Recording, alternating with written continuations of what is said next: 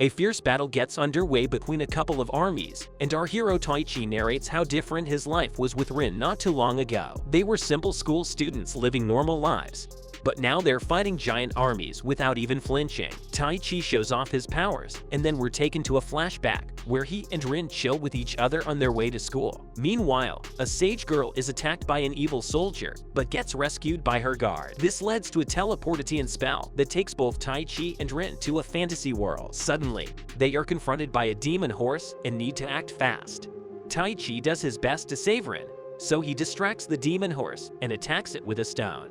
Luckily, a team of magical warriors show up to save Taichi with their swords, arrows, and fire blasts. The team explains to him that this was an obsidian horse, which is considered to be the strongest monster in the area. Later at night, Rin feels bad because Taichi almost sacrificed himself to save her. She sits silently by the moon side, but the lover boy makes up with her by using his charm. The next day, the team drops off the couple at a local town so that they can register themselves. They are told to assess their magical skills, so Rin puts her hand on a magical crystal and is shown to have strong magical affinity. Taichi has even stronger magic, so a warrior girl named Mura and the guildmaster Gerard send the couple to meet Lemia, a spicy wizard girl. Mura tells the babe to dress up, and then she assesses Taichi and Rin. Surprisingly, Taichi has astounding stats, and even Rin is an elite level mage. Lemia says that Taichi is so overpowered that he can have any girl he wants, but this makes Rin jealous. Now that our heroes need to be trained, Lemia and Mura decide to give them a lesson on how to use magic. When Taichi asks about his own abilities, Lemia says that she cannot explain anything because he's a unique magician. During training, Taichi struggles to unleash his true powers, but Rin is shown to be a fast learner. She goes to check up on Taichi, but he hasn't had much luck. Suddenly, our hero hears a fairy's voice and awakens a magical glow. During a tasty meal, Lemia reminds Taichi that it's only going to get tougher from here on. Time passes by, and we can see our heroes becoming even better with their skills. Taichi takes down a demon wolf, but Rin is on another level as she defeats multiple monsters with a combination of her elemental magic. An obsidian horse shows up, but even that isn't enough to slow down the couple. That night, Lemia finally explains that Rin and Taichi were transported here by a summoner's spell, which is considered to be extremely high-level magic. This only motivates Taichi, as he feels he and Rin can go back home if they find the sorcerer who summoned them. At night, Taichi hears the same fairy voice again and tries to figure where it's coming from. Regardless, he and Rin go back to the town of Aspire and begin their new lives as adventurers. One day, the couple is given a quest which has already been failed twice by other guild members. Taichi and Rin are a little suspicious, but agree to the task after being promised a rank promotion. Our heroes go around town and learn that everything has become expensive because monsters have been robbing the food supplies and causing a shortage. Taichi and Rin enter a pub and beat up all the goons in order to gain some intel on the matter. The bar patrons are revealed to be simple pawns, but our heroes get attacked by a trio of ninja girls afterwards. Taichi can sense that the ninja girls are strong, but he and Rin take them down with ease after using some of their basic moves. A blonde ninja named Anna is left behind as her comrades disappear with a smoke bomb. She is sent to Gerard to be monitored, and then Mura shows up to help the couple on their quest. Our heroes go to a local forest where they are to monitor who's stealing the supplies. Taichi meets a boy named Kasim, but senses something odd. Later, the team checks out the forest and are suddenly attacked by an army of orcs and an ogre leader. Mura takes down the orcs with her moves, and Taichi is able to defeat the ogre with ease, showing that he has become even more powerful. Later at night, an invisible warrior named Grammy is shown absorbing powers from all the forest beasts. The next day, Taichi and the team inspect the forest once again, and they find a bunch of thieves trying to steal the fruits. Our heroes are able to defeat them with ease, and then Kasim thanks them. However, Taichi senses that Kasim's hands are way too soft for a farmer, and then he reveals that he was the mastermind behind the orc attack. Grammy also shows up and attacks the team, so Rin and Mura take her on. A fierce battle follows, but Rin is able to match Grammy with ease. Meanwhile, Kasim summons a frost elemental monster to fight Taichi. Our hero tries to slash the beast, but it's of no use as it can regenerate. Grammy continues to dominate the girls and proves to be a lot for them to handle. The magician boy tries to tackle the frost beast, but it only gets worse for him as Kasim transforms it into a red elemental. Taichi starts to bleed, and then Kasim reveals he wants the magician boy's powers for his evil plan. He says he's using Mura and Rin as hostages and will do unspeakable things to them if Taichi doesn't comply. However, the girls are able to get back up and use a series of combo moves on Grammy.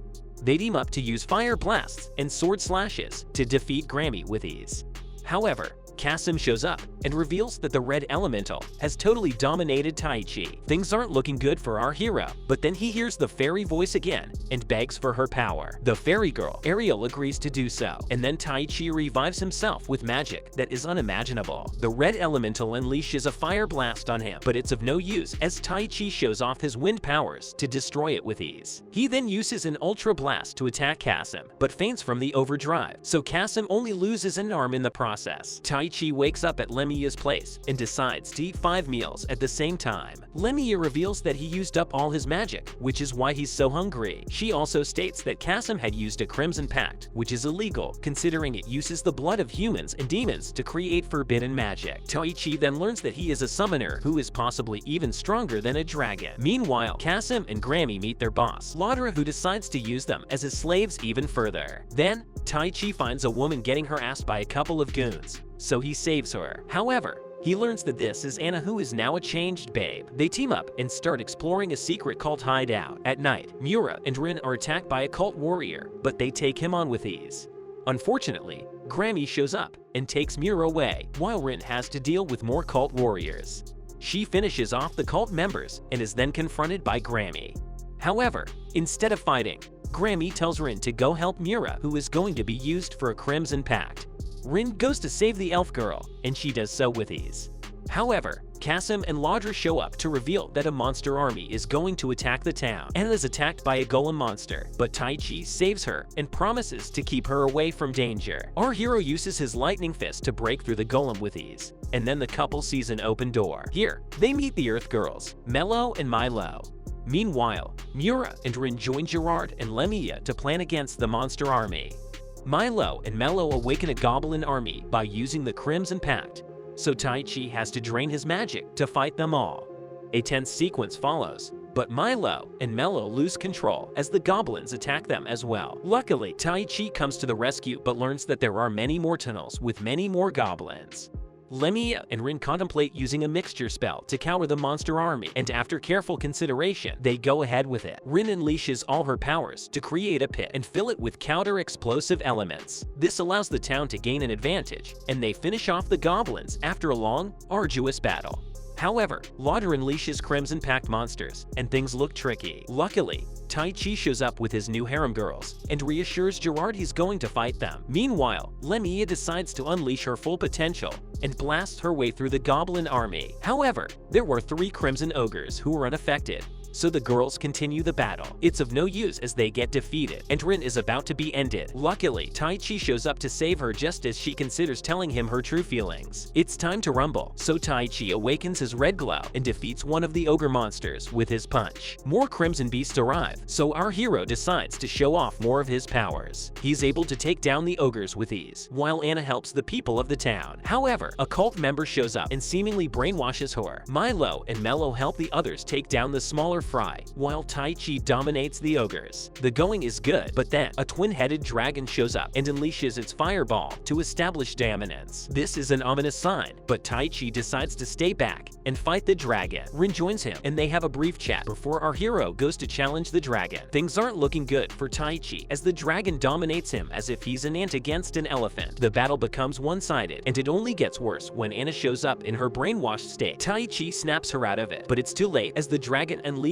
a finisher blast. The couple avoids it, but Anna gets injured and has an emotional chat with Taichi before she seemingly dies. This angers Taichi, so he summons Ariel and finally forms a pact with her to come and the wind goddess as his new slave. With this new power, our hero confronts the dragon and demands to know why it's attacking the town. The dragon refuses to say anything till the battle is over, so Taichi unleashes his finisher wind blast. The dragon also uses his fire and water combo blast, but it's of no use as Taichi emerges victorious. The dragon finally explains that he was requested to fight Taichi by a devil girl, later revealed to be Shade, the spirit queen of darkness. Time passes by after the dragon attack, so the town starts rebuilding. One day, Lemia notices a royal crest and suspects something fishy. It turns out to be Alcena, a representative of King Gilmer. She's come to take our heroes to the king so that they can help him with a rebellion caused by the Duke, who is also the king's brother. The team enters the kingdom's capital, but Taichi quickly saves Alcena from an arrow. Now, our hero heroes meet Gilmer and Princess Charlotte. Lemmy accuses the king of summoning our heroes, and he agrees to it. This makes Taichi angry, so he confronts the king for being selfish. Later, Charlotte meets Taichi and explains that she is the one who had summoned him and Rin because she is a magician who can control time and space. She reveals that she could only use this spell once and apologizes for taking a peaceful life away from them. Our heroes forgive the princess for her errors, but then Lemmy summons them for a duel against the lead general, Sumela. The redhead babe attacks Taichi with all her might, but he holds back because he doesn't want it to end her. Our hero still wins the duel, so Sumela accepts defeat, but also gets on top of him and says she wants to become his wife. Later,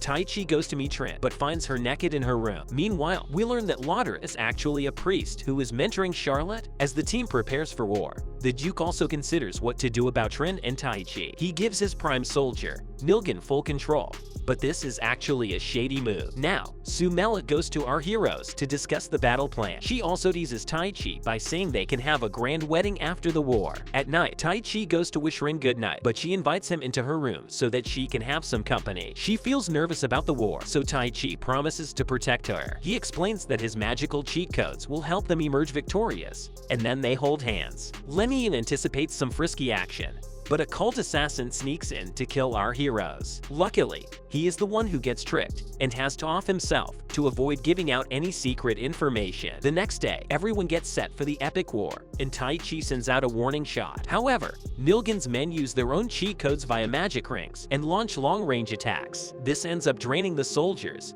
but Nilgen forces them to continue. Ariel creates a barrier that allows Rin to use her lighting blast combined with rain to render the enemy forces obsolete. The Duke's wizard, Inimicus, shows up to tell Nilgen he has lost and ends his life by stabbing his stomach. After a romantic wake-up call from Rin, Taichi pukes out of shyness but has to go meet the king. It turns out that Charlotte wants to reward the team with a collection of weapons, and they happily accept them. Taichi is happy to have a new katana, but Sumela only wants him to stick his sword inside her. This makes Taichi faint from overheating, but he gets some respite when the townsfolk thank him for his efforts. However, Kasim shows up and says he will get revenge for losing his arm to Taichi. He reveals an evil snake idol that limits Taichi's powers, but our hero accepts the duel.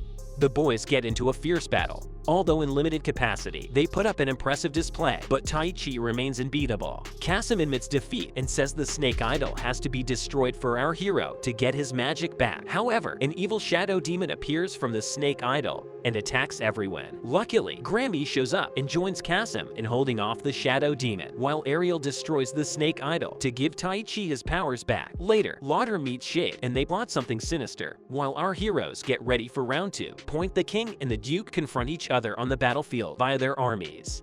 An intense battle breaks out, and as expected, Taichi is able to dominate everyone with ease. A beast girl shows up and challenges Rin, while a shady knight attacks Miura. On top of that, Lemia is also confronted by an old sage. As these battles break out, Taichi invades the Duke's tent, but offers peace instead of violence. Inimicus doesn't accept this notion and sends some shadows into the fallen knights. Lemia wins her battle easily with an inferno blast, and Miura also emerges victorious with a double flame sword and dagger trick. Taichi amazes the Duke with his peaceful ways, but Inimicus unleashes his shadow magic to turn the knights into demon zombies. Rin continues her fight against the Beast Girl, but they are both attacked by the demon knights. Now, Inimicus explains that he only follows Shade, and it reminds Taichi about what the dragon had told him. The demon knights keep waking up despite the heavy blows, and our heroes are surrounded by a dark spell. While Inimicus sacrifices his soul to the Spirit Queen of Darkness, the Beast Girl joins forces with Rin, and they fight the demon knights. The Duke feels guilty for causing this huge mess, but Taichi decides to sacrifice himself to save Rin and the others. That's when Ariel freezes time and reveals she still hasn't given him her true power yet. She unleashes her goddess form, Sylphid, after which Taichi is reunited with Rin. He becomes a supreme being and summons Sylphid, who is actually the queen of all spirits. This allows Taichi to turn all the demon knights back to normal. However, Inimicus turns into a devil god and attacks our heroes. Taichi takes him on and learns that Shade is using him as a pawn so that she can make him her ultimate weapon. Taichi doesn't accept this and unleashes a flurry of blows upon the devil god. He emerges victorious, but is taunted by the devil god, who thinks he can't deliver the finisher move. Our hero proves him wrong and uses a thunder punch to end things once and for all. Taichi wakes up later to see himself surrounded by Rin